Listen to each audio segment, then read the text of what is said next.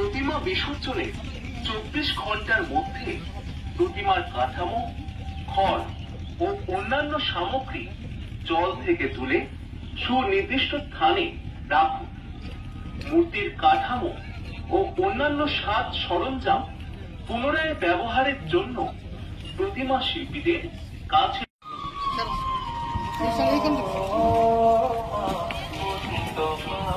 বলছি আপনারা সব কিছুটা এদিকে দাঁড়ান, কিছুটা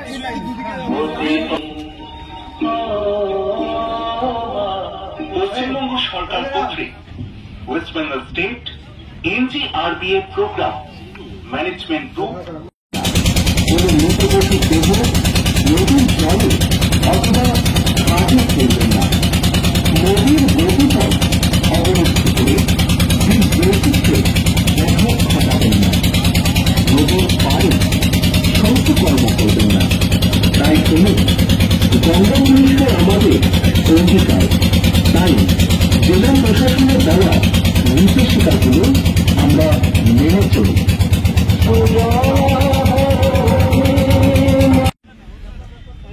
ডিস্ট্রিক্ট গঙ্গা কমিটি আছে আমাদের একটা, এখানটাতে ডিএম সাহেবের নেতৃত্বে ওটা চলে।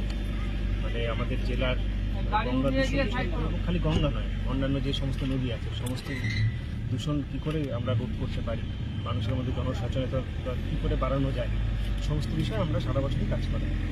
তারই একটা অংশ হিসেবে আজকে আমাদের এখানে রিভার ট্যাবলো, যেটা আপনারা দেখলেন, ওটা আমরা চালু করলাম।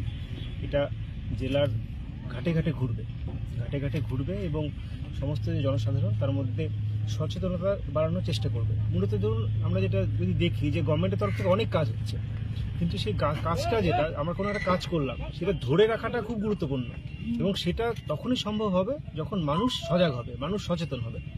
আমাদের যে এখানে ঘাট যে আছে, আমরা যে ঘাটের থেকে আজকে ট্যাবলোটা চালু করলাম, তো ঘাটের পাশেই আমাদের দেখলাম যে আমাদের মূর্তি ডোবানো হয়েছে, কিন্তু এখনও তার অবশিষ্ট পড়ে আছে। এখানেই হয়তো কিছু আমাদের মা বোনেরা কাপড় কাচ্ছে, সেটা আমরা দেখলাম। এগুলোই মূলত আমরা সচেতনতা বাড়াতে যাচ্ছি এর মাধ্যমে। হয়তো একদিনে হবে না, কিন্তু ধীরে ধীরে যদি আমরা বারবার যাই, আমাদের যে বার্তাটা যদি আমরা পৌঁছাতে পারি, কোনো না কোনো দিন আমরা সফল হব। এই আশা নিয়েই আমরা যে ট্যাবলেটটা আমরা জানাচ্ছি। ঠিক আছে।